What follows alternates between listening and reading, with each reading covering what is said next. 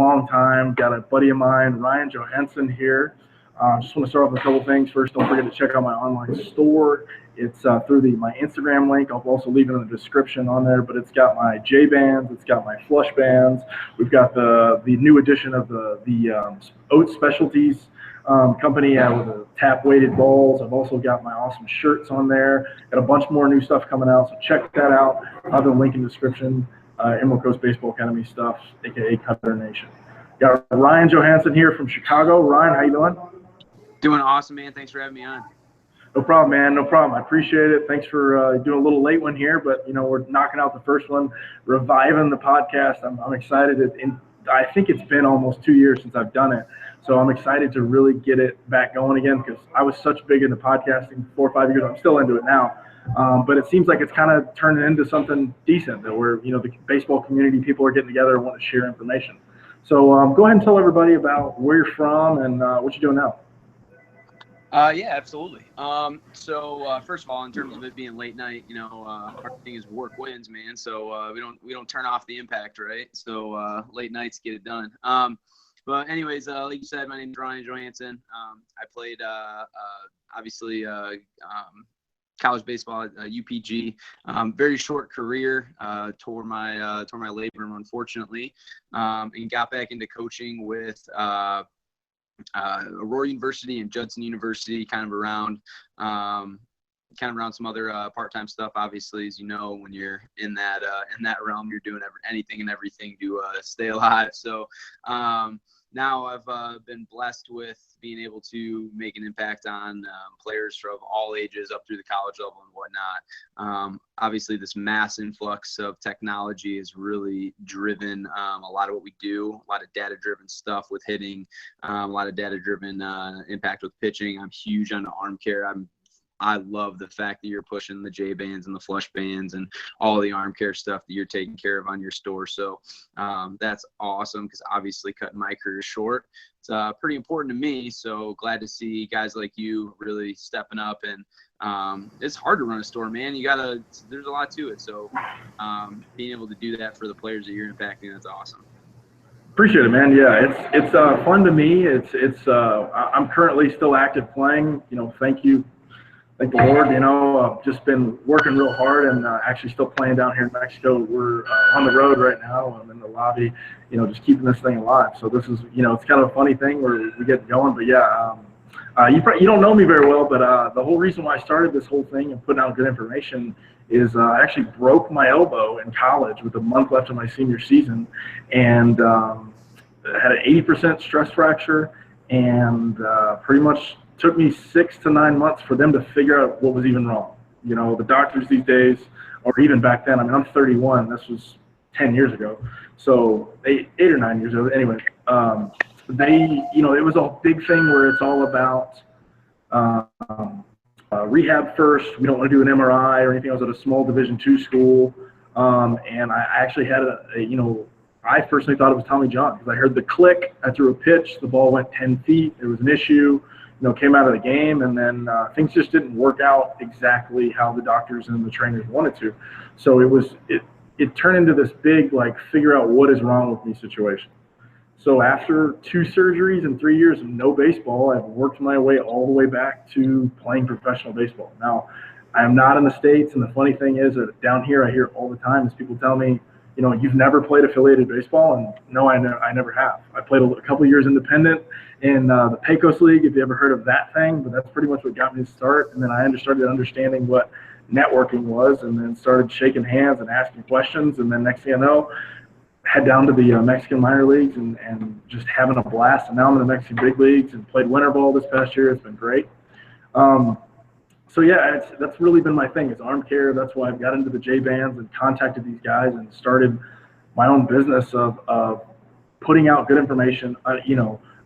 I want to give people the information that they need to stay healthy throughout the year and how to fix things. There's a lot of things that I've learned through trainers or physical therapists that people think they have to go to the doctor as soon as they're hurt.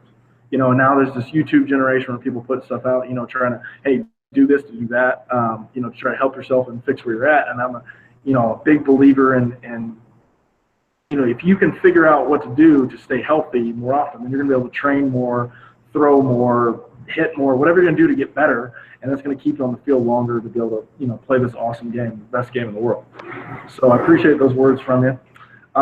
So you're in Chicago, right? Yes, we're in the western suburbs of Chicago. Our facility right now is out of St. Charles, Illinois. Lots of good baseball around this area, right up and down the road that we're particularly on. Lots of good. It feels like sometimes there's a facility every town over. It's got their own one. Here in the Midwest, man, where everything's indoors. Yeah, that's huge for. I mean, I grew up in Northwest Florida. Unfortunately, when you get out of school, when I was growing up, from 2:30 to 4, it was raining, and then it's humid. The rain's not going anywhere. I grew up in a small seasonal town, which I ended up moving to San Diego for, just because the business was so bad, where people didn't understand how to train year round. Little Johnny wants to go to college and plays college baseball, but mom and dad don't understand that you have to train year round, and if he plays football, basketball, and baseball, he's not going to be a good baseball player. It's just not going to work that way. You're competing with kids who are playing year round, or even if you go with the world where people are training year round just for the sport, there's these articles that came out recently where, multi-sport athletes get more attention, blah, blah, blah. But I think the more I read that, when I looked at it, to me, it sounded like the football coaches and basketball coaches wanted multi-sport athletes. Now, the baseball coaches, I think it's too skilled in the game. You can help me here on what you think your opinion is. I've never seen a kid that I've worked with that plays 3 sports that's been able to pick up a baseball bat or a baseball and jump right in and be dominant. Yeah, absolutely. I think the context of the multi-sport athlete makes a ton of sense. You want a guy who hasn't beaten the heck out of his body in the same way over and over and over and over again. But these MLB coaches and these Division I coaches, they're really recruiting the best athletes overall. They're taking the guy who's 6'9" and throws the ball 91 miles an hour, who's never pitched before and doesn't even know how to pitch. He's just big and strong, and they have the luxury to do that. But the guy who's Dustin Pedroia size, who has to really work hard, I think you hit it right in the head. What about the guy who really wants to go and play college baseball, and he wants to, go and be the best he can be, but he's stuck playing, dribbling a basketball or trying to shoot a three-pointer?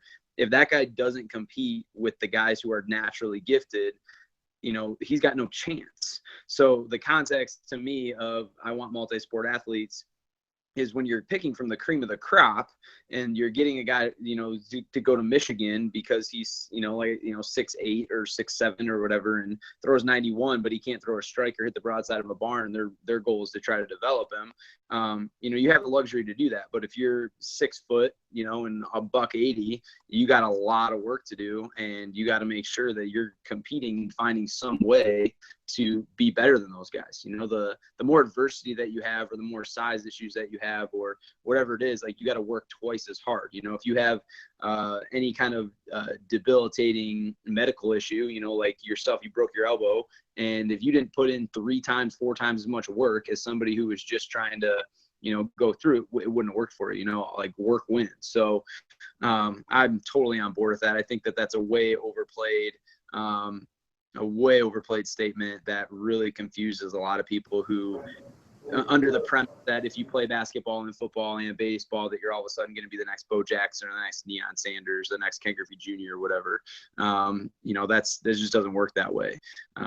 Totally agree with the whole skilled, aspect of it. Yeah, I totally agree. There's a funny story. A buddy of mine's a high school coach in the San Diego area, and literally had a kid not play freshman baseball because they need to work on his 60 time, so he ran track. And the kid was good, like, no big deal, was a pitcher, but they wanted to have him run track to get ready for his summer team. Now, I can kind of understand that to the point because, we'll get into recruiting later, and I think the whole recruiting game's changed completely on stuff, but I still think you got to play the game. I think one of the biggest things that bothers me with all of this perfect game stuff, all that stuff, is when you're recruiting kids, like, the guys that win the game and understand how to play the game, Those are the ones that are going to be successful the longest. Those are the ones that are going to be leaders that you don't have to tell what to do and do stuff. But the guys that, on paper are the, what's his name from Moneyball, one paper we're 97, ran a 6.3 and, drop bombs, like those freak athletes, but they don't know the game. They don't know how to play the game wisely. That's really what I see with stuff. So I agree with you there too on stuff. It kind of bothers me when I still get phone calls from clients in Florida where people are like, okay, this kid played football a year and he got bigger and stronger, and he played football to get bigger and stronger, but he's was throwing 82 as a freshman, but now as a junior he's 75. What happened? I'm like, did he stop throwing? They're like, yeah, well, the coach told him that he needed to rest his arm. And I'm like, you played a high school season, was it 26 games, 28? Like, you play twice a week. Like, I'm sure the kid's fine, And so it's just one of those things that where bad information goes around, and you got these schools that they want their best athletes to win championships because high school championships mean everything in the world, So, anyway, so you touched on some technology things. You're a big believer in technology. We're communicating via the internet here on some video chat from America to Mexico. What do you think in your facility? Is there a piece of technology or anything that you've seen online that you feel like really helps your athletes? Yeah, absolutely. I think what biokinetics have done, and there's a variety of different tools out there to help each individual player, develop their own swing under their natural flow. We kind of obviously know sequential hitting or sequential pitching, things like that. What should happen in the body versus freeze frame images, which was like my generation. Like my generation was, hey, let's freeze frame this picture of Greg Maddux and freeze frame this picture of Mark Pryor and freeze frame this picture of this guy. And then it was the what, based off of like, the technology we had then, or which really isn't even true, because in 1996, you had people, in the Brewers organization already doing this stuff. And we were just that far behind. So anyways, in 2004, we were working with freeze frames, and that was like a big deal for us. And it was the what to get to, like, this is the spot you're supposed to get to. So the what versus the technology that we have helps us with the how. And that's all the slow motion technology, the 10,000 frames per second. We can look at Mike Trout and it doesn't matter what he says, or, Jim Thome, was another recent one, Chipper Jones. And then we can actually look at not necessarily the what they're saying or what parts they get to, but how they get to those parts, and how that can work for,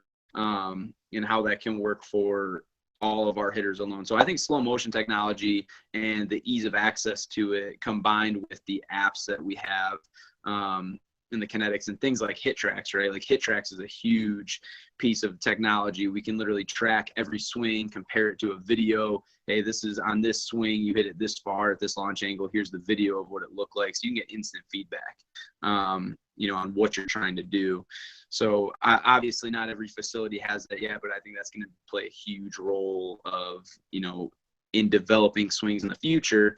That's really, at some point, the mechanics, I don't think are going to be different. I think at some point, I don't know if it's going to take 2 years, 5 years, 10 years, but the hitting mechanics for what the strategy is going to come full circle. Now, if the game changes, of course, if all of a sudden they say, hey, we want to change this game again, we want to move the fences back to 500 feet because there's way too many home runs, we want to put the AstroTurf back down, ground balls become, much more effective than, at the end of the day. But if the game stays the same as it is, at some point, the technology, I think, is going to catch up with all the coaches to at least all the best players who are doing it. And that's going to trickle down, and the mechanics aspect is going to be the same. So there's going to be a lot of mental stuff, a lot of approach things, and then a lot of the how is what's going to set the hitting coaches apart. But there's so many, hitting coaches online, man. Like, it's, the stuff that you see, and everybody's teaching pretty similar stuff and just throwing different verbs around. What verb are we going to use to make our point, to throw the context, in there. And then obviously the old school guys, or I don't know, not even old school, but just, the different approaches of what they're trying to get kids to do. different strategies, I suppose, saying, you do want to hit the top half of the ball to hit a line drive or whatever. I think that's so just doesn't make any sense. Like there's no logic behind it. And I'm the kid who was taught that, right? Like I bought in. I was like, yeah, man, swing down, create backspin. I totally get it. Make the ball spin. Like it's for sure. Like it's like ping pong. Like not at all. Ping pong's a flat, object against the, round ball. It's totally different. I remember being in high school just totally buying into that, and then being upset when I would hit a ground ball, and obviously excited when you hit the ball up and you look at the video and you're like, oh man, I dropped my shoulder too much. Imagine how far I could have hit that ball. Like, yeah, I went 10 feet over the fence, but man, like if I didn't drop my back shoulder, it's like, dude, relax. Like if it goes 10 feet over the fence, do that again. Like exactly. Yeah, I totally agree. I was a decent hitter in high school, but the concepts of all this stuff about swing down and everything, it reminded me of that that really funny. There was a thing, one of the World Series ago. I think it was not this past World Series, the World Series before, but A-Rod was in doing like a hitting thing, and it was all over the internet. Where everybody was just blowing him up because he was talking about, or no, maybe it was Chipper. I think it was Chipper. And they were talking about, it was Chipper, because they were talking about, Chipper was like talking about swinging down, hitting the top half, catching it, blah, blah, blah. And then I want to say maybe like a week ago, someone put a video up in front of him and be like, Chipper, this was your swing. And he was such a Ferris wheel, get behind it early, lift guy. And even thinking, I've been to Atlanta, like Atlanta's a graveyard, and him and Brian McCann launch balls in right field all the time. And just thinking about how much power he put into the ball and absolutely let it go. And then the whole swing down thing, the ball would go up. It made sense to a point to me, but then as a pitcher, like if you there's something I learned recently. If you practice swing before you get in the box and I see it and I see you swing down, I'm just going to throw your fastballs away, and once you roll over it in the shortstop, like it's not going to be a hard thing. Like if you expose what your swing is to me before I even get in there, then I'm not going to have a problem. Now, if I leave it up, obviously you're going to hit a line drive. You're going to be happy about it, think you're good, but you don't know what you're doing, and you're going to keep swinging down. Like you're not going to hurt me that much. I'll give up a single all day as long as the run doesn't score. I'm fine. So I think I like what you're saying about that. I got another client back in Florida that I communicate with. He's a catcher, and once you figure out that doubles and home runs get you paid and whatever aspect that you want, that's what you're trying to do. It's really just going to make you a better hitter if you understand to hit the ball as far as you can, Yeah, absolutely. I think it's the odds and the law of averages and whatnot. Who is it? Justin Turner that said, if he flies out 4 times a game, he's happy because he didn't hit a ground ball. He gave himself a chance. And then it's just understanding the context of failure. I think a lot of that comes from hit the top half because you got a lot of the ball to work with. If you miss underneath, I think most people, when they miss, they miss underneath. Unless you're obviously, really throwing the off speed, maybe you have a better, different aspect of that as a pitcher, making guys miss over the top, especially if you're throwing that cutter. But, so when you're saying get on top, hit the center of the ball, you're really trying to it's like a dartboard, like, hey, hit the dead middle. And if you miss, you're at least going to make contact, because I think coaches, probably more than players and maybe even more than parents, are terrified if they're a hitting coach or if they're a coach of a team and their team strikes out a lot. They take that like very personally, like they didn't do their job in developing these players, and they don't understand the context of failure. If you get a guy to fly out as a pitcher and nobody's on base, whether you strike him out or make him fly out, if anything, he probably made you throw more pitches if he strikes out.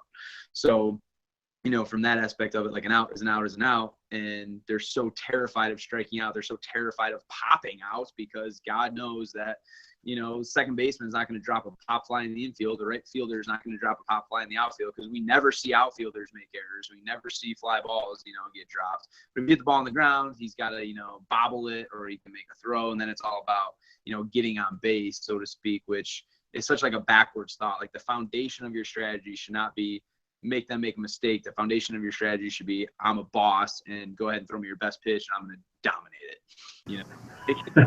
Exactly. I'm a boss. I like that. Yeah, I totally agree. I mean, it's just so funny when I hear people. I mean, I don't do a lot of hitting lessons. I try to when I'm back. I got a buddy back in San Diego that I pass them off to. But just on these simple philosophies, when I do talk to parents, or I've gone to a couple games and watched a pitcher throw, and he's a two-way guy, whatever, and then and I'll report back to my buddy, and I'm like, yo, your kid can't hit. Like he can pitch, but he can't hit with anything. He's like, well, what happened? And I'll explain it to him. And I'm like, he got jammed and hit 4 weak ground balls to second baseman. And he's like, well, why did he do that? I'm like, I don't know. You're the hitting coach. I'll let you handle that. Like that's not I was just there to support him. He was on the mound also. So it's just it's if logically when you start thinking about how all this stuff's put together and what the plan is on stuff. I mean, there's a couple statistics in hitting that I keep hearing thrown around.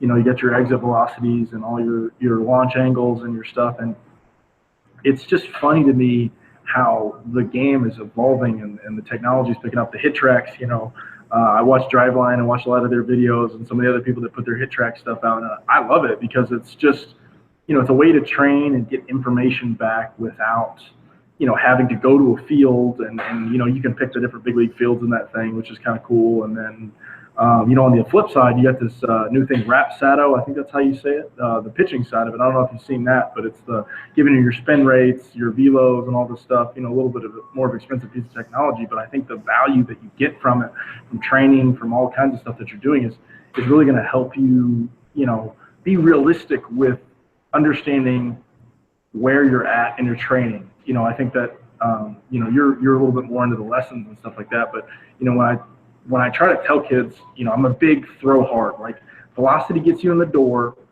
your pitches after that and getting outs is what is going to keep you there. And so I have to tell kids all the time that they tell me little Johnny's got a nasty changeup or a nasty hook, and I'm like, well, how hard does he throw? They're like 83. I'm like, that's not it. That's not going to get you there. Like that's, you have to build up from that. And then when I tell them how much work that it takes and all the stuff you need to do to get there, then it becomes well, his arm can't handle this and handle that. I'm like, well, let's just try it. And then it's a constant process of, I love the Jaeger guys. They put out a great thing talking about if you think of your arm as a bank account. And every time you're doing your bands or you're lifting or you're rehabbing or massaging or whatever you're doing, you're depositing positive energy into that account. And every time you throw and max effort, let it fly, then you're withdrawing from the account. So you never want your account to be negative. When it's negative, that's where you're going to have issues. So I love that analogy. I try to pass that along to whoever's trying to throw hard and get there, but it just doesn't happen. The people that just think that you can just wake up and throw 90 miles an hour. It just doesn't work that way. I mean, there's a lot of hard work and stuff that's going into the game now that, I think the term natural is kind of dead, because if you really know what an everyday process goes into it, it's completely, it's not even close to what people think it is. When the camera's not on you and you don't know what's happening, it's a whole other game. So, I mean, do you run into any issues like where people are unrealistic with where they're at, not necessarily their expectations, but where they're at, in their training and not understanding, if you were to step on the field tomorrow in even a professional game, like I always try to compare everything to big leagues. What about you? Yeah, absolutely. I never try to coach down to kids. And it's tough because from a lesson standpoint, when the kid walks in the door, I don't always have the ability to be able to know everything about them. So the context of what they're looking for or their expectations, I try to develop that as quickly as possible to get into the training aspect. But if they're coming to me to the season now, right, and they say something along the lines of, hey, I just haven't been hitting. I'm going to sign up for a half-hour lesson. Can you fix it? And, I don't know, man. Like, I don't know what your issue is. Is it confidence? Is it rhythm? Is it timing? Is it mechanics overall? Like, how broken are you? Do you just need to relax up there? Like, so it's funny to me that if a kid can leave with confidence, just from a half-hour lesson because he hit well and can go and then he can translate that into the game and stay loose in the game. And sometimes it helps him.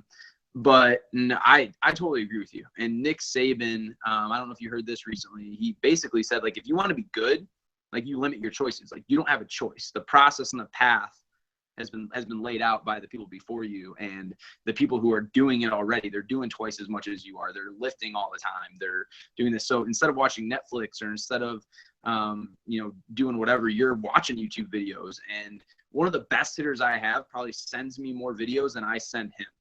And I think that that's awesome, because that tells me he's learning. So, like, he sends me all, and it's always a different pro, right? Like, hey, this helped me, like, understand this concept that we were talking about the other day, and this was the guy you brought up. And so I went and, like, looked for 3 hours on, this particular hitter for this concept, and now I get it so much more. And I'm like, that's great, because I can give you all the information in the world. I can tell you all the secrets, so to speak.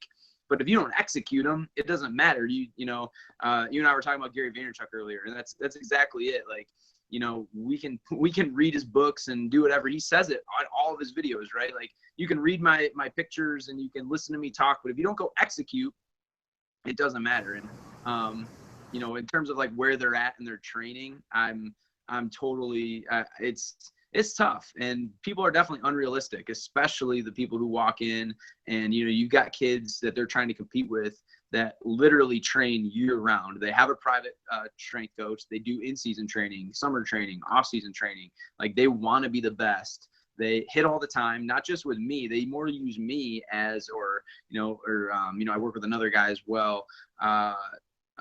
They more use us as, a refresher. Hey, I'm on to the next step. What's next? And, we've got different packages set up for those guys. Like, I like to think about it. Somebody gave me the analogy that we were like a chiropractor, today. Like, every time they come in, our job from, like, a business perspective is to be like, hey, you need a little bit more adjusting. Like, let's make this consistent, and I really don't want to be like that, which might not be a good business strategy. Like, I want to be the doctor, the chiropractor says, hey, let's get you fixed. Let's get you on your road, and let me give you stuff to do at home. And if you want it that badly, you'll go do it. And then if you need to touch up, or if you want to move on to the next phase, that's great. And I think that's where, like, some of our online hitting programs and being able to connect with people over video and technology.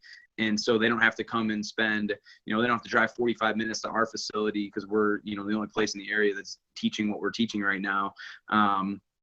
And see us and then drive, see us for 30 minutes and drive 45 minutes home when they've got homework, and they could have been spending that time lifting.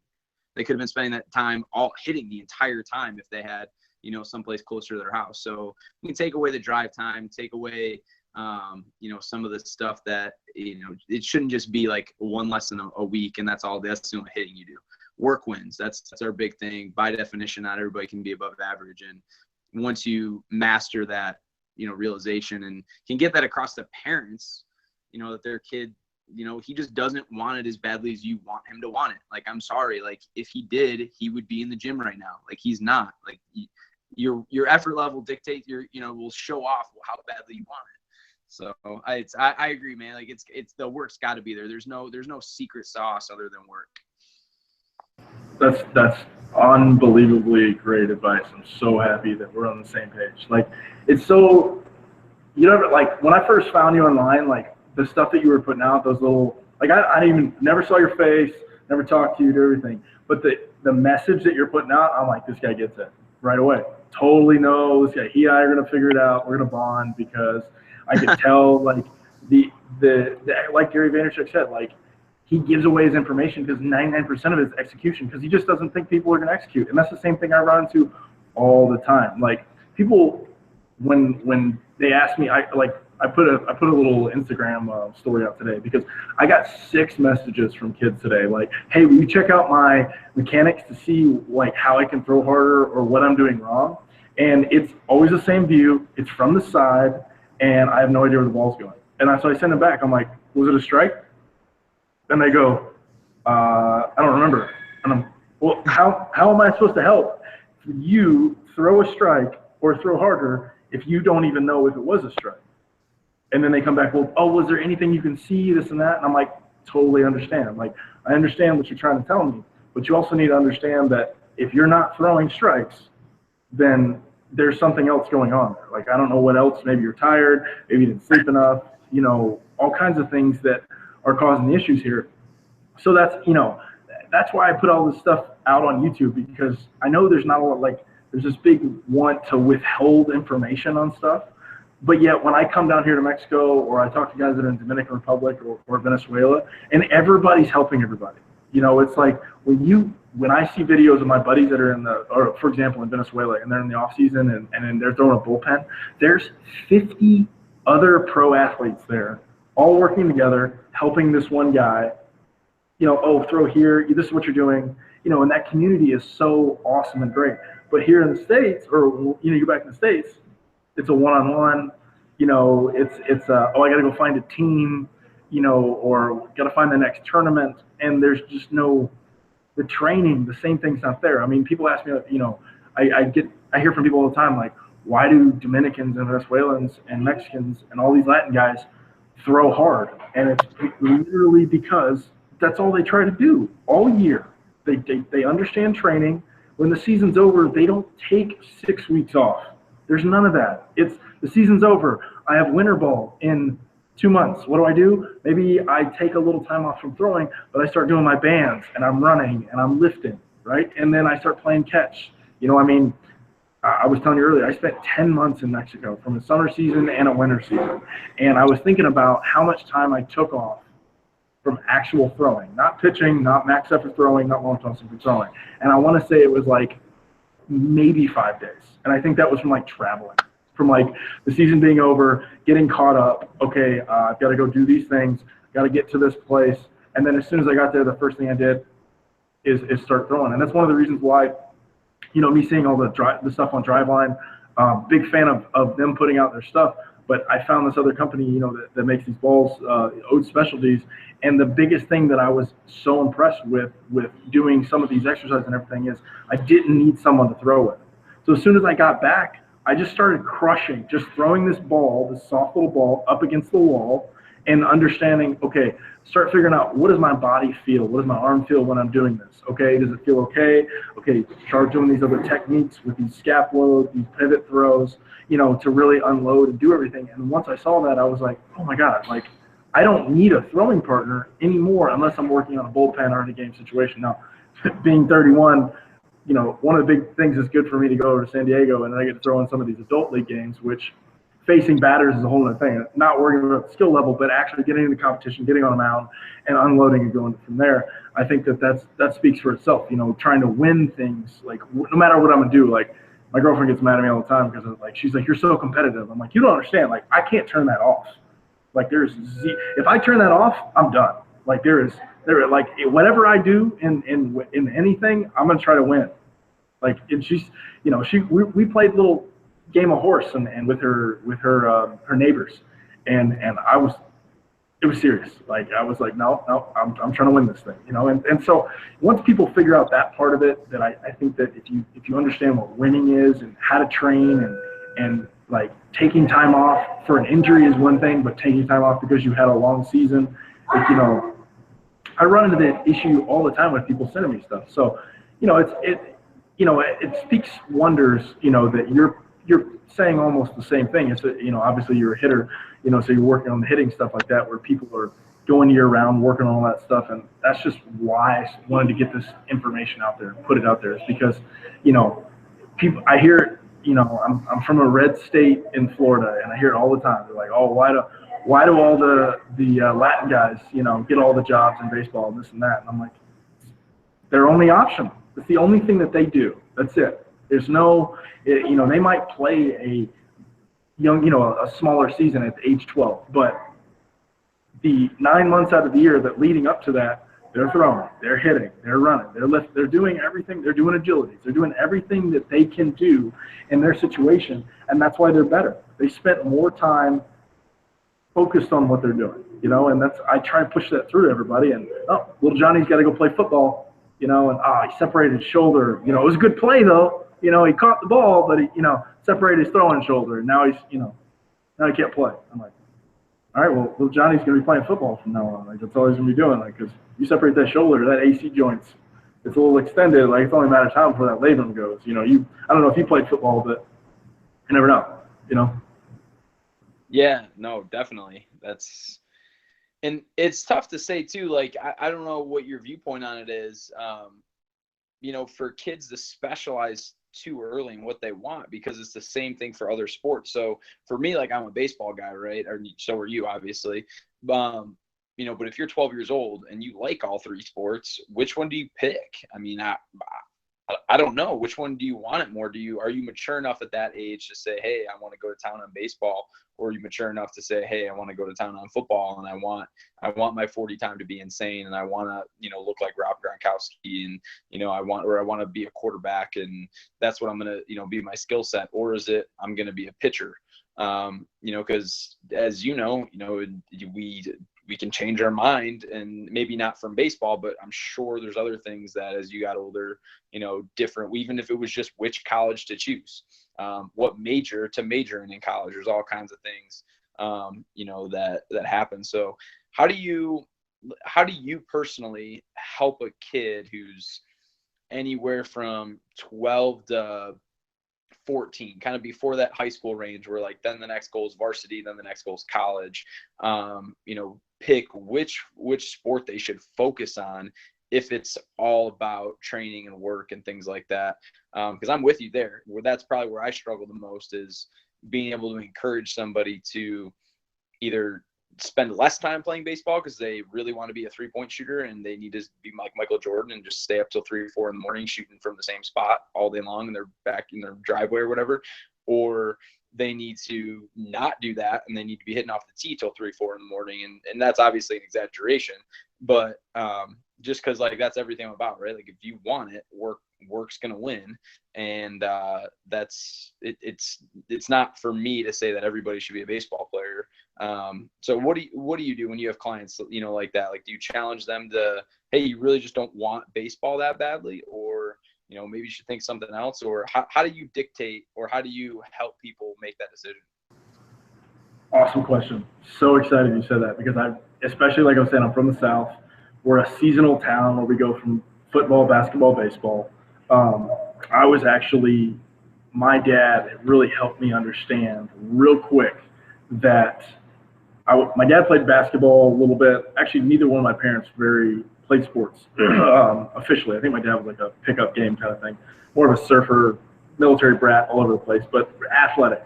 For me personally, dropped basketball on a very funny story where a guy who went to the University of Alabama, who holds all their receiving records, at the age of 11, playing a 9-foot goal, crossed me over and dunked over my head in a game. And I remember telling my dad after that, not quite sure if I like basketball anymore, because it was very quick and obvious to me that he was another breed. Like, I couldn't do that. I could jump, I could box out, I could shoot, you know, but he changed the game when he jumped over me, like literally like Allen Iverson back in the day, you know, put the move on me and like shorts over the face. I was confused. I even asked the ref, like, was that some kind of foul? Is there anything, you know, I don't even know if could he do that? Are you allowed to jump over someone, you know? So for me personally, it was there. And I think it comes down to the parents and the player being honest with what they want. If little Johnny is spending all of his time on Instagram watching basketball videos, then it's obvious to me he wants to play basketball. If little Johnny's watching highlights on MLB Network, then, you know, at age 12, whatever they're doing, I think it's just being in an honest communication with the kid and the parents, and maybe even getting the kid alone. I try to get the kid away from the parent immediately, like when we're doing lesson, because he opens up, we have a little fun. You know, I'm a big believer, especially in training and what we're doing mechanics. I want this kid, I trick him. I don't know if you do this, but look, Dad, go sit over here. You put your music on right here, not too loud, just so we can have something while we're working on stuff. I want your music to be played so you feel comfortable, so I can get into your psyche and understand how you think, what's going to help you succeed in what we're doing, you know? And so from there, if Johnny's a lefty right away, all right, you have the advantage in baseball. But how many lefty quarterbacks are in basketball, or in football, excuse me, in football? Not many. How many lefty shooters are there in basketball? Percentage is kind of low, right? Do you have the height requirements to meet it in basketball than baseball? You know, if you're going to be a 3-point shooter, but you're 5'8" or 5'9", I don't see it happening. if dad's 6'4", 6'5", you think 6'4", 6'5" is big, go to an NBA game and look at it's unbelievable how big those guys are. Like you're saying, preaching to the highest level and coaching to the highest level. I'm the same way. I mean, you can kind of, the height thing for me, the length, I like to show guys metrics of that side of it. Got a client back in Florida, for example, committed to Vanderbilt, started working with me. I picked him up freshman year. He was 81 to 83, but already like 6'2". And I took him in probably 2 years up to 91. And then obviously me leaving and playing and going back, like you were saying before, getting videos sent, get a lot of videos sent over me. He recently touched 94. He's not even in his senior season yet. And he's already, 93, 94. And, great example of someone who's working on something, goes to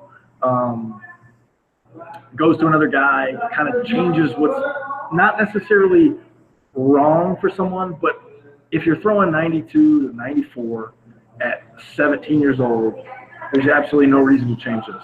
And even then, if you're throwing 1994 and you're all over the map, for me personally, that just tells me that it's timing. Like, I don't want to mess with your mechanics. So, this same kid, I was getting great updates. He's 91, 92, throws in front of Vandy. Vandy's got him verbally committed. I got a call literally before I leave to come down here in February. Hey, he's 85. I'm like, huh? Is he hurt? What happened? And that was a great example too before I left too, where I talked to the dad and I go, look, he's the star quarterback. I get it. He could be a first rounder if we get him 96. I'm just being 100% honest with you. He's jumped. He has the frame. And I showed him, like, look, here's his wingspan, here's his height, here's his weight. Here's someone at his height, his weight in the draft, throwing 93. Okay, the guy went in the third round. We're talking about money now. We're talking about scholarships. We're talking about a lot of money. Okay, all right. I understand football's a thing. I want to say maybe 2 weeks of me having that conversation.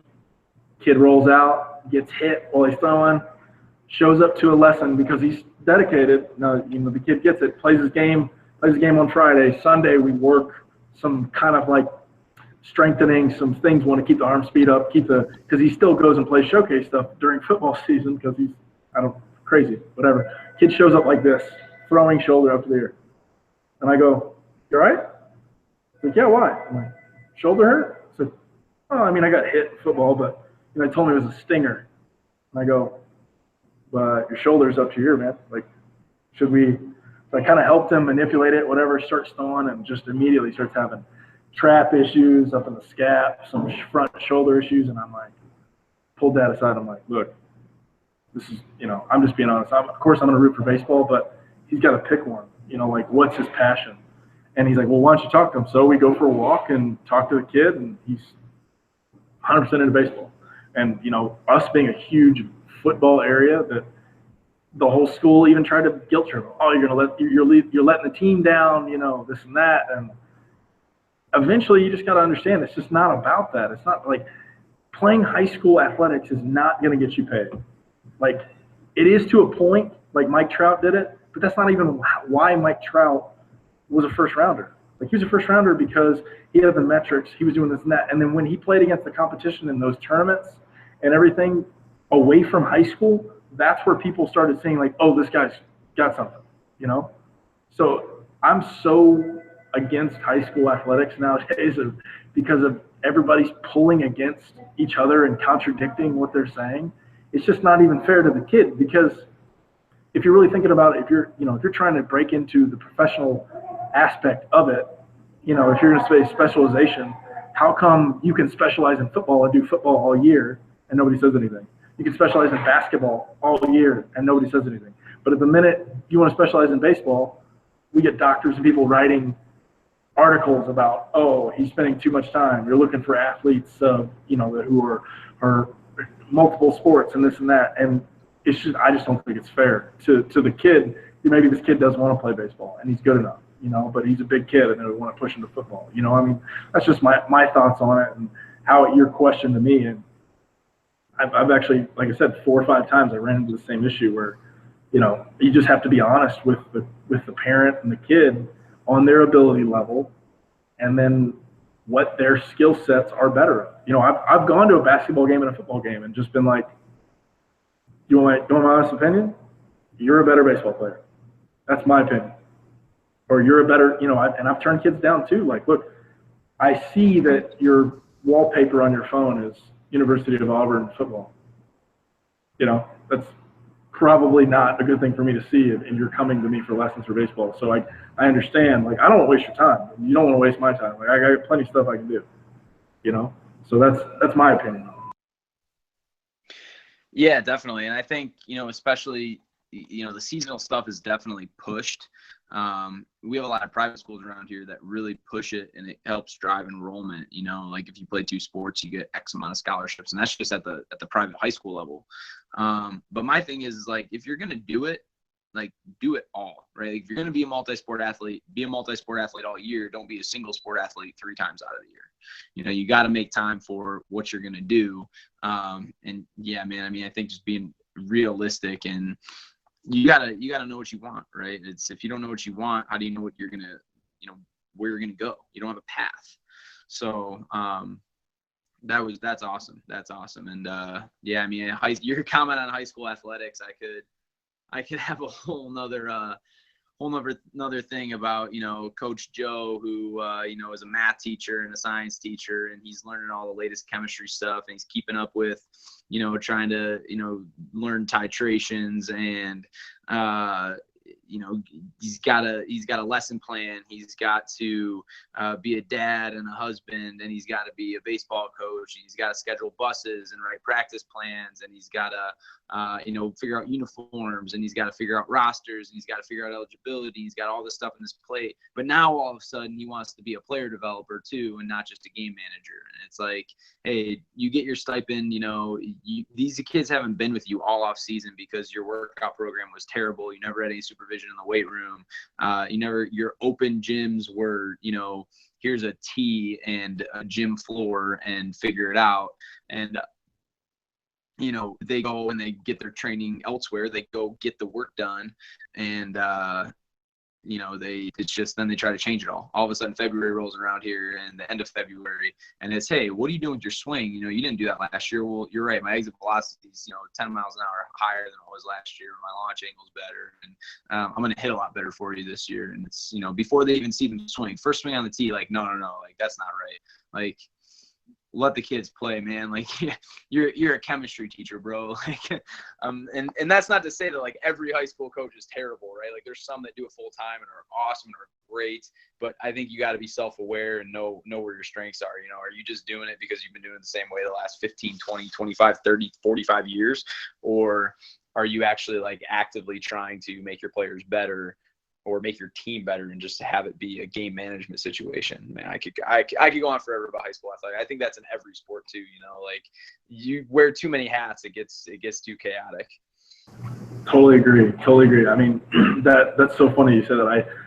Reminds me of I had a conversation with a buddy of mine. Hopefully, I have him on the podcast. Jake Fox, former big leaguer, and we were just talking about the same kind of thing. Like, it hit him when he was in the big leagues with the Cubs. Like, just having a conversation with somebody, I don't remember what we were talking about, and he was just like, where are the best, I'll ask you, because he asked, where are the best baseball coaches in the world? Where do you think they are?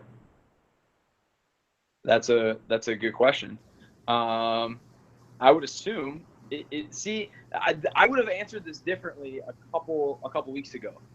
So a couple weeks ago, I would have said big leagues, and after some recent information, I would probably in the private sector the most, like, not because that's where I am, but because I learned that even in the big leagues, a lot of information has to trickle up before it trickles down. So not every big league team is doing the most modern stuff they're doing, they're building their farm system up. So they have to, make drastic changes before they do it. But like the Cardinals, this is where I read this information. The Cardinals just recently revamped their weight room and their, their training facility. And they redid it in a way that's much more conducive to better training, better recovery, and better rehab.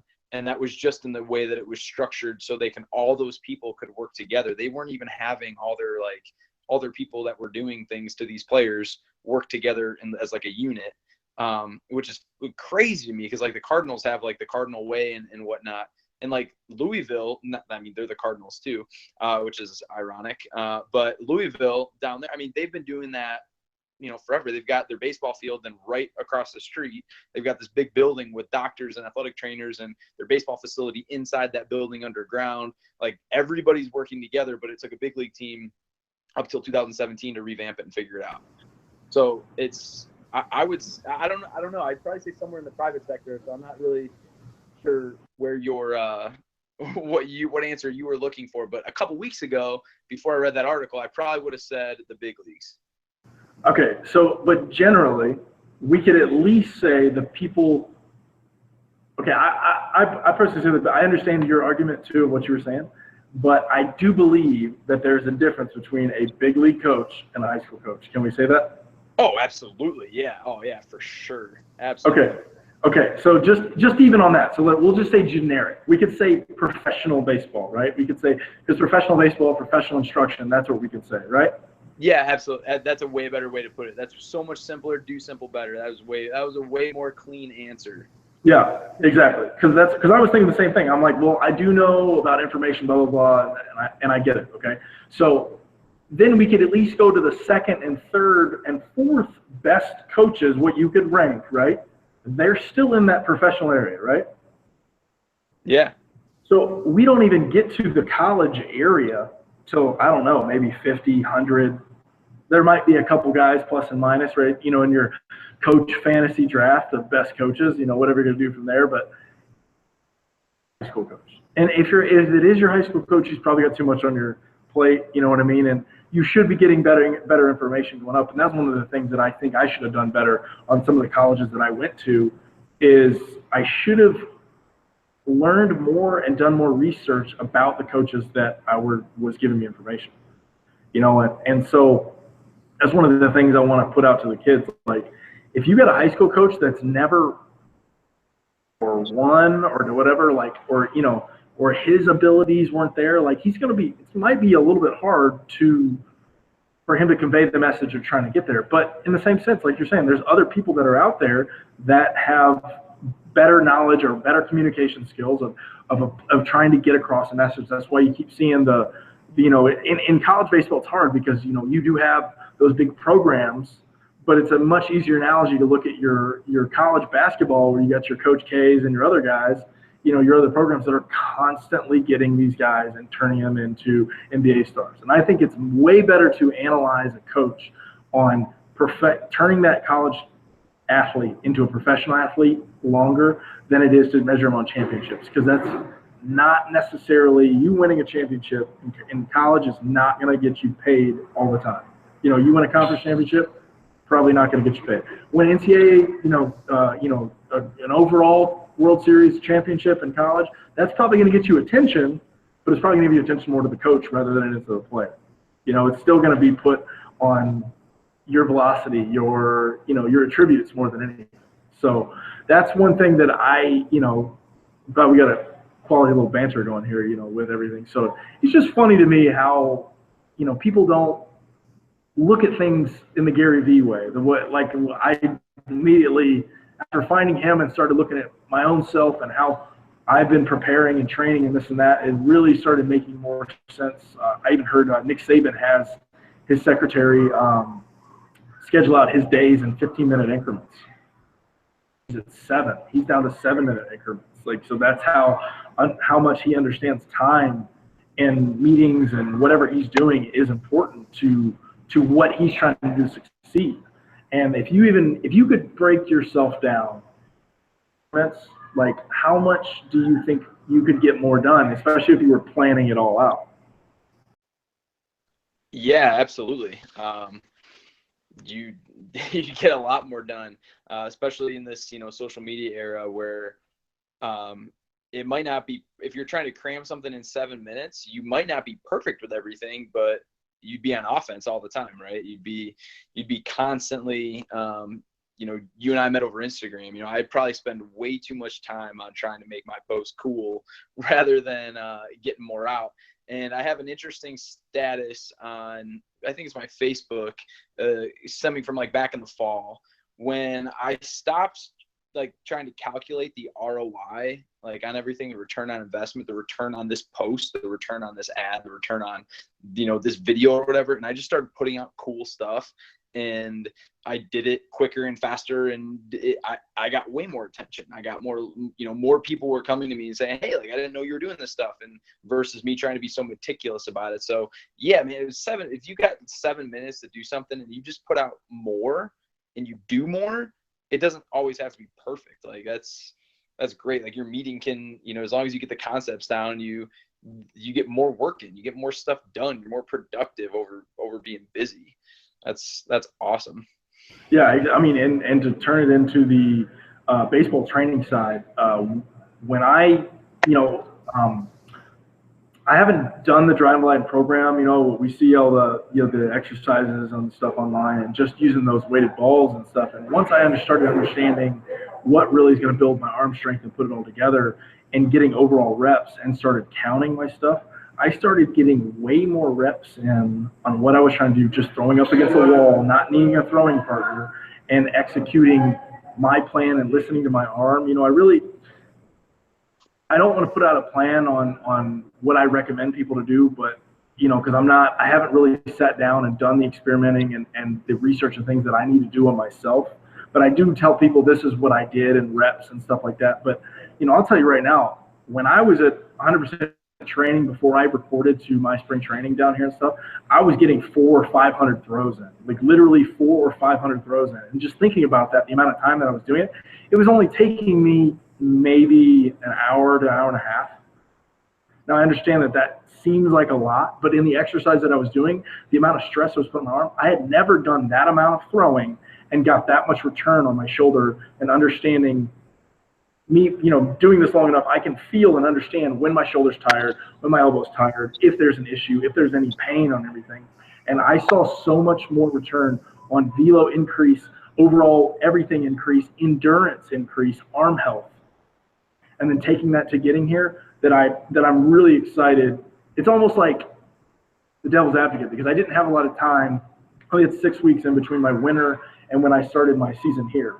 And so just that amount of time, I was able to gain everything back that I lost, because I absolutely blew it all out in the playoffs. We lost in the finals of Game 6. What are you going to do? I led the league I was either first or second in the league in appearances for the winter, and then in playoffs, I was first or second in appearances too. So just by me having that routine, going through all the stuff, doing all my stuff, I can at least just tell someone, look, this is how I did it, and it worked great for me. And these are the things that I looked for. My arm felt good. The velocity, what I was trying to do with everything. So it's more of a hands-on experience thing with that. But just thinking about if I were to throw or with a partner or long toss with someone, I would not be able to get that. I might be able to get 1/4. I might be able to get like 100 to 150 throws in a long toss situation in that hour and a half time frame. And just understanding, putting that with my training and everything that I was doing, I was like, I was way more efficient with my time. Fortunately, the gym that I work out in, I have a racquetball room and a basketball gym and a full gym, and it's awesome. It's open 24 hours. So, scheduling my workouts and, having a workout partner, my girlfriend's doing fitness stuff. And so she'd get off work, and then we'd go to the gym at like 10:30, and there's nobody in the basketball room, nobody in the racquetball room. I just go in there, flip on a little Drake, put some Biggie Smalls on, put some music, do what I got to do. And I'm just rocking it, just letting the ball fly in there, doing what I got to do. And it's a controlled environment, and, I'm just having fun doing what I got to do. And, people that follow me on there see I put videos out all the time. What people don't know is a lot of those videos are shot at midnight. I'm done my full day, did my lessons, already been to the gym, doing what I got to do, and then I'm in there throwing. So to make sure that I got my everyday training and stuff like that. So, I just wanted to share that with you, and your guys. Brings me to a question. At your facility in Chicago, do you guys have a arm program, a throwing program that you guys follow, or do you got a pitching guy or a throwing guy that you guys do up there? Yeah, so we actually had we put a program together with a strength and conditioning coach this past winter we called it Velo Nation in terms of what we were doing there. We had about 12 to 13 players at the high school level jump on board. We didn't do anything lower than 13 years old. We had one kid who was 14 do it, and it was basically they would come in, they would work out, they would throw, they had their light days, their recovery days, their intensity days, and everything like that. And then our strength coach would evaluate them and kind of say like, hey, this person's ready for this, but we focus a lot on flexibility, on the plyo aspects and the legs, and then just having them learn how to, clear their hips and, allow that easy chain or easy sequencing in the shoulder, so they weren't putting too much pressure on their arms. So the coolest thing for that was having the kids come back and say, getting the text messages, hey, we just played our first tournament and, or we just played our first week of games and everybody's complaining about arm soreness except for me. Everybody. So they were not only more conditioned as they eased into their throwing, it wasn't like they took the whole winter off and then able to do it. And that started, we started that up in January, but we were having kids throw and play catch and just, basically get back into it after fall ball, November and December. Christmas everybody took off except for the hard-nosed guys who wanted to stay in. And we obviously, when hard-nosed guys want to get working, that's when we work. So we don't take any time off as trainers, as so if players want to take off or they've got their other stuff that they're doing, there's always somebody who wants to get work in. So there's always a place for us to go, to show up and make an impact. So, but yeah, back to your question in terms of that. Yeah, we called it Velo Nation. We had the three of us doing it from there, but it was all just easy sequencing, mainly throwing more than pitching. We really didn't do pitching stuff with it. It was all just arm conditioning, arm strength. We had everything from outfielders to catchers to pitchers that all came in there. A lot of decelerator muscles, a lot of reverse throw, some of the, similar concepts to drive line, but probably not as intense with the weighted ball stuff, especially for guys who really weren't conditioned with a 5-ounce ball, before we started doing that. Now, that being said, I love everything Driveline does too. You brought them up before. I love their videos. I think they've got a lot of good concepts. The thing that I think can get scary with it, and what people don't understand is there's two sides of the coin with weighted balls, right? There's a side that says nobody should use weighted baseballs. They're dangerous, they're risky, they're crazy. And then you have the side that weighted baseballs are totally okay. They're not a big deal. They're not going to get you hurt. And it's really like anything else, like Olympic lifting, right? Olympic lifting is great for baseball players. I think anybody who's at a high level knows that. But when you see a 14, 15, 16-year-old kid trying to perform an Olympic lift and he's not ready for it because he hasn't prepared, because he just wants to walk in the weight room and put 245 plates or 245-pound plates on a barbell and try to deadlift it and curl his back and hurt himself. Yeah, that's not good for that player.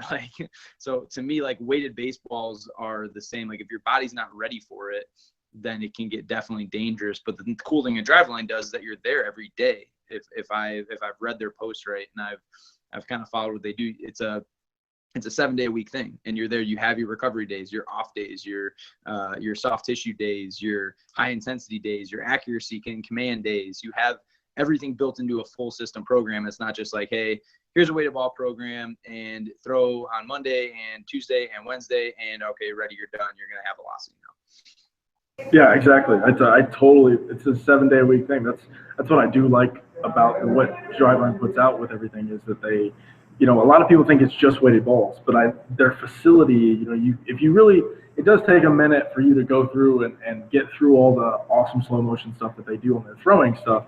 But you see the weight room. If you see the guys, there's a weight room behind the cage. There's a physical therapists there doing massage stuff. You see some a bunch of recovery stuff with they do kind of like I think they have a version of a flush band thing, and then they have their own the narco. It's funny, Norco or whatever the ice pressure thing is that they have in there. So a lot of great stuff in there, and that's what I don't ever have time because I'm just still playing to really have my own facility. But whenever I do, I want to make sure that it's a all intensive sort of thing. And I love what you did about the arm care thing for everybody, because I think everybody wants to hit the ball farther, be stronger. But I think one of the things, even in position players, that is lacking is arm strength and arm health that you were preaching in there too. I think that a lot of the stuff that I've done too, and some of the future things that I'd like to work on when I get back to San Diego, is getting even just position players. Because teaching position players arm strength techniques and strategies and how to listen to your arm, and understand that when you throw a baseball, it should not hurt. Like, that's one thing that I have to preach all the time to people. Like, there's a couple things that you didn't warm up right, you didn't stretch enough, or something's inflamed or they're causing problems. But the area that I'm from is such a big thing that people are like, no, that's just what happens. Sometimes it hurts. Like, no, it's not. That's not it should not be that way. Like, I understand that biomechanically throwing is not a motion that should happen, but if you do the things you're supposed to do, you should not have any pain. It shouldn't be a thing. Now, I understand afterwards there's an exhaust period where, you're tight, you're sore, there's stuff like that. But, even then, like, if you understand flexibility and tenacity and how building up resilience, I think that's one thing that with all the throwing, even you talking about you're doing where your kids are, that kid you were talking about that went to play their first week of games and he didn't have any issues. I think resilience of arm is such a big thing that is underrated, because like myself, I'm throwing all year round. I'm able to keep my velocity up, and it's because I'm doing these things of playing catch, of throwing, and doing all these things all year, all the time, every day, that really are allowed me to be successful and do what I'm doing. Yeah, absolutely. I mean, it's and even as like a D1 draft pick, you go and all of a sudden, or not D1 draft pick, D1 recruit, or draft pick, either one. You're D1 recruit, or you get drafted, and all of a sudden, you're a freshman and they're expecting you to start as a freshman throwing 94, 93 or whatever it is, and build your velocity up to, 96, 97 by the time you're a junior, and you get hurt. You're just a machine, man. Like, they can talk about redshirting and bringing you back, and some of these coaches are really care about their players. But at the end of the day, like, if they need to find a way to cut your scholarship, free up some money, and get a guy who's going to be healthy in there, like, you're just a machine, like, to help the team win. Like, you see it all the time, man. Like, it's almost scary, because when you put all your eggs in one basket, if you haven't prepared the right way, you've spent your whole life working, and you just didn't have the information to know, like, hey, I needed to take care of my arm better. So all those hours in the gym, all those bullpens, all those long toss sessions, everything I did to focus on velocity and not recovery, or focus on, max effort, not recovery. And now, I'm in the fall season of my, college career, and I'm ready to go, and baseball's my whole life. And, I don't know a major. I'm only here for baseball, and I don't even care about the majors. And all of a sudden, boom. You're trying to figure out your gen eds and your rehab, and now the coach is like, you weren't really worth it. So they figure out, ways around that. And like, if you can redshirt and come back, that's great. But if you can't, tough luck. Yeah, I totally, that's beautiful. It's outstanding information, because I have to explain to people all the time, like, you may have a year scholarship, but that does not mean you're going to be at that school, for 4 years. Or 2 years, depending. I was a junior college and then a 4-year guy, and so it was, I was told twice in my career that I would never be a professional baseball player. Like, literally, I had coaches. One coach told me I was too smart to play baseball. Another coach told me that I was faking it. There was nothing wrong with my arm. Like, people, and it's just, I get it now. Like, now being on the other side, like, I try to tell parents all the time, look, used car salesmen, they just want you. They want you to perform now. Like, a couple of years, I think we had like 4 Tommy John surgeries, and when I was there, and like, those guys, looking back at what they did was, there was, okay, go to the training room, but you're going to a college training room where there might be 1 or 2 people that really know about basic rehab stuff, but no one in that training room has played baseball and understands what you have to do in order to stay on the field. You know, like it's just, oh, this is the protocol. Okay, I get it, but you have this athlete who's, like you said, trained his whole life to get to this point, and now something is inhibiting from there that, you know, putting ice and stem on it may not be enough. You know, there's a couple other things that we got to do, you know, to really maximize what we're going to do to get there. You know what I mean? Yeah, the old ice and stem trick. Oh man, that's great. Or the ultrasound with the gel, man. Load up the elbow with some gel, it'll figure it out. But the ultrasound, like that was such a thing. Like I did so much research that in college where I was just like, is this even doing? I don't feel anything. And they're like, no, it's on the cellular level that it's, you know, it's heating up the mitochondria in the cell, and thus it's, you know, going to repair it quicker. I'm like, all right, well, I wake up tomorrow and I still hurt, so I don't know exactly if this is working or not. I couldn't tell you.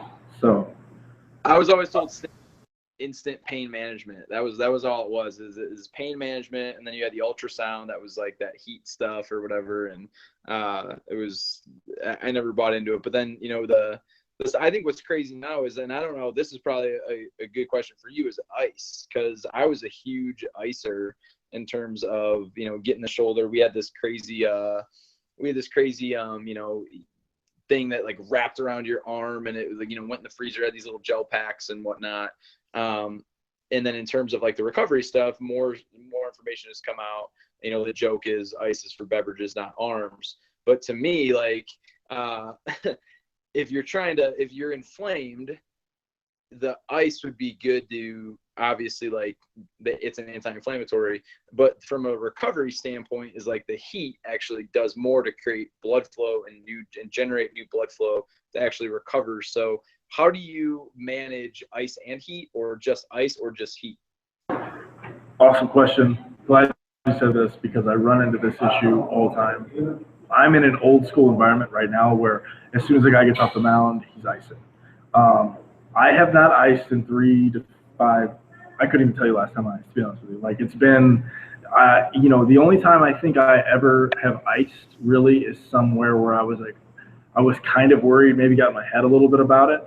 But once I understood more about resilience of and endurance of muscles, I think, like I said, underrated attribute is resilience, is being able to, and this is something I got from a Japanese guy that played with us this year, where they throw so much, and it makes sense. Like if you train to throw 200 pitches, you know, or max effort throws of 200, but you only throw 100 in a game, but you've built up to that, the resilience of that arm is going to be able to handle it.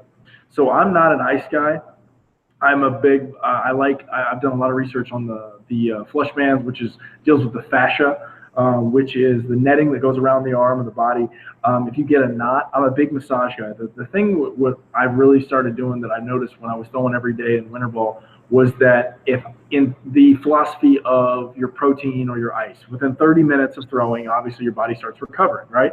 So if I can keep the muscles in my shoulder and my forearm limber and loose within that, you know, that 30-minute period, it's going to have a better opportunity of recovering and be ready to go for the next day. In me being a reliever in the winter, I you know, playoffs, you got to be ready to go. You know, it's go time. There's no, you know, we're talking about money here. You win money. That's what it is, you know.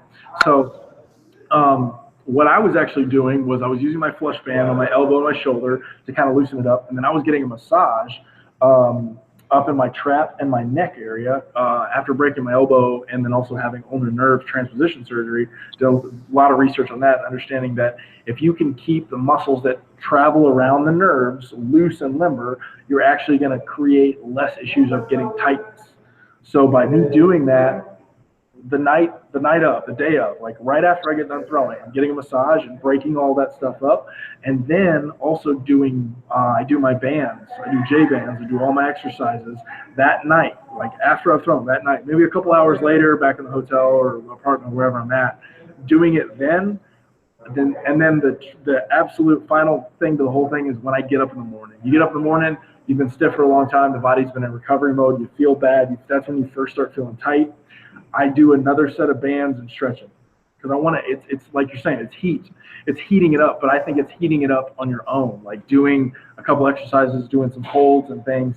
And I saw a huge increase in myself and some of the clients that I've helped out in doing that stuff and having recovery the next day. I mean, I threw 115 pitches on Sunday. We had a travel day on Monday. I went to the gym, worked out, and then I long tossed today. I long tossed for an hour. Like, there's nobody on my team that does stuff like that. Like, I was able to do my weighted bowls and do other stuff and get all the exercises I in, and I'm fine. I could throw. Coaches here don't believe me, but I'm like, hey, I could throw in the game tomorrow if you need me, But you're on a rotation. You got to respect guys' jobs. But once I figure that out and understand when you have that resilience and the elasticity of that if you don't lose it by understanding how to keep it, then it's unbelievable how much more training you can do and how much better. I mean, after, like I said, I've been around so many Dominican and Venezuelan guys that are throwing 95 plus to 98, and I'm just asked, okay, what do you do? Okay, and I try it, and I'm like, okay, that makes sense. Getting blood flow to the area that's tired or sore, and now I feel better. Okay, that's all right. Makes sense now. So that's personally what I do. That's awesome. I can't wait to share some of that stuff with, with some of our guys, especially some of the younger guys who look for routines and don't necessarily have all the big, ice packs and stuff that they want to, mom and dad don't know how to do it. Their high school trainers don't know how to do it. They want to look like Kerry Wood at the end of the games. And it's like, it's way simpler than that. It's way simpler than that. So that's good, man. Cause we're huge J-band people too. So in terms of that, that's awesome. Guys can hook up J-bands in their rooms and get a set for their bags and get a set for their locker and just have them everywhere. Cause high school kids are goons and forget stuff. So I think it's baseball players because I've got 4. I've got my heavy bands and then I've got my junior bands because that's the other thing is like I listen to my arm too. So like if my bands, if I'm feeling weak one day, like right after I throw, I would still want to get blood flow in there. So I'll do a junior band, a lighter one, just to get it warmed up, or do a set or 2 there. And then move to my heavier stuff. Jumping right into that heavy band, sometimes you can have issues too. But like I said, it's not a lot of people start using logic from it. You run into issues where they read protocols instead of going like, okay, well, do I run into a gym and throw 315 on the bar and start squatting? No, I work my way up to it, and that's how I get there. And so, that's really where I started changing my training and Gary V, that guy, For sure. So, okay. Well, I think this is probably a good stopping point. We had a pretty good run so far. Ryan, go ahead and tell everybody about your facility, where you're at, where they can follow you, and how they can get a hold of you. Yeah, absolutely. So we're our facility right now is called the place that I'm out of right now. It's a co-op facility. It's called Bring It Sports here in St. Charles, Illinois. My company's called Johansen Baseball. Big on Instagram and Facebook. You can follow me on Instagram, Johansen_baseball. It's Johansen with an EN at the end, JOHANSEN_ the word baseball. I'll always follow you back if you want to send me direct messages or whatnot. I try to respond pretty quickly, as much as I possibly can. Want to interact with you guys, get a bunch of comments, things like that. So it's a fun part about our job is being able to build relationships and things. So feel free to reach out in any way. And then my website's simple, johansenbaseball.com. Awesome. That's good stuff, dude. I really appreciate, I reached out to you, today, I think? I don't even remember. It was this morning or whatever. I mean, I'm glad, you were kind of active on there, so I figured you might be like a good one to go on, get on there. So I appreciate it. Once again, check out my online store, Cutternation shirts. I got a bunch more stuff coming out. I got a bunch more ideas. I got some ideas for you, also, Ryan. He and I are talking about maybe doing a collab on some stuff. We'll definitely get some things out there, let everybody know. But one last thing, don't forget, throw hard. That's my thing. Just throw hard. Please just get out there, train, be smart, but throw hard. You got anything else, Ryan?